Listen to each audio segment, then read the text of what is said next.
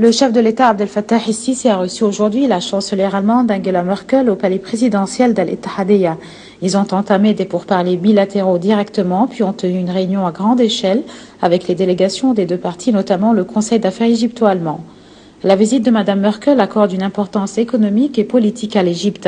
Après l'entretien et la réunion, le chef de l'État et Mme Merkel ont inauguré par vidéoconférence la première phase des 3 centrales électriques égyptiennes mises en place par le géant industriel Siemens et ses partenaires de sociétés égyptiennes. Le projet le plus grand de son histoire est d'une valeur de 8 milliards de dollars, chaque centrale électrique d'une capacité de 4800 mégawatts. Les centrales sont installées dans l'emplacement d'Al-Bouroulos, Bani Suef et dans la nouvelle capitale administrative. Presse élargie a été tenue après la présentation de la vidéoconférence. Le président Abdel Fattah el-Sisi et Angela Merkel ont affirmé que leurs entretiens et leurs discussions étaient fructueuses et avancées dans différents domaines, surtout économiques. Le chef de l'État a mis en relief le rôle de l'Allemagne en tant que partenaire essentiel de l'Égypte à l'Union européenne et aussi le rôle constructif des sociétés allemandes en Égypte. Le président el-Sisi a passé en revue le développement des situations politiques et économiques en Égypte et comment l'Égypte a pu maintenir l'équilibre dans le domaine des droits de l'homme et des libertés et préserver aussi sa stabilité et sa sécurité à la lumière des défis régionaux qui s'imposent. Les deux responsables ont aussi évoqué le danger du terrorisme et affirmé que la situation régionale imposait des défis communs qui menacent le Moyen-Orient et l'Europe, ce qui requiert donc plus de consultation et de coordination entre les deux pays.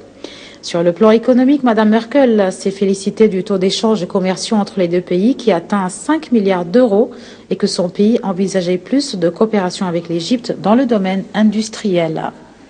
Mme Merkel s'est félicitée des réformes économiques appliquées en Égypte et affirmé que son pays affichait son soutien complet à ces réformes et aux objectifs économiques de l'Égypte, notamment après les accords avec le Fonds monétaire international.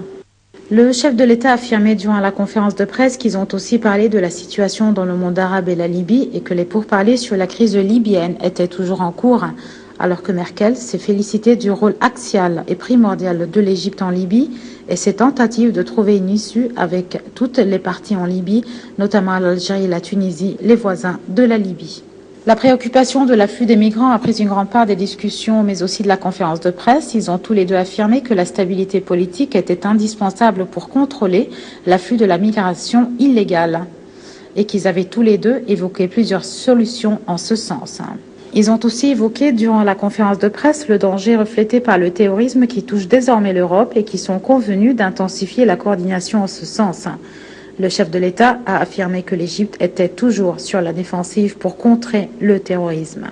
Le président Abdel Fattah el-Sisi et Angela Merkel ont finalement parlé du rôle des organisations non gouvernementales allemandes dans le cadre du protocole de partenariat culturel signé en 1959 et qui organise les activités de ces organisations de société civile. Mme Merkel a finalement invité le chef de l'État Abdel Fattah el-Sisi à participer au sommet qui sera tenu à Berlin en juin, un sommet consacré au développement de l'Afrique.